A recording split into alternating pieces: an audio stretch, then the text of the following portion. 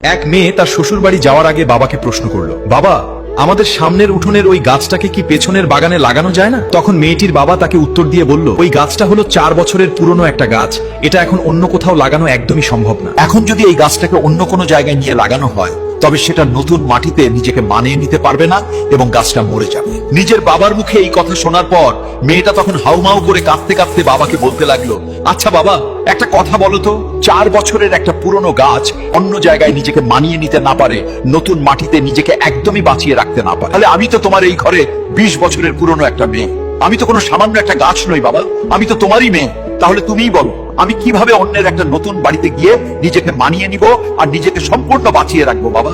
মেয়ের মুখে এমন একটা কথা শোনার পর তার পরিবারের সবাই যেন একদম অবাক হয়ে গেল আর তার বাবা অঝরে হাউমাউ করে কাঁদতে লাগলো। আসলে আমরা ছেলেরা মেয়েদের জীবনটাকে যতটা বেশি সহজ বলে মনে করি, তাদের জীবনটা কিন্তু ততটাও বেশি সহজ নয়, অনেক কঠিন। তাই আমি এই পৃথিবীর প্রত্যেকটা ছেলেকে বলবো, আপনারা সবাই দয়া করে মেয়েদেরকে মন থেকে সম্মান করতে শিখুন এবং তাদের ভালোবাসুন।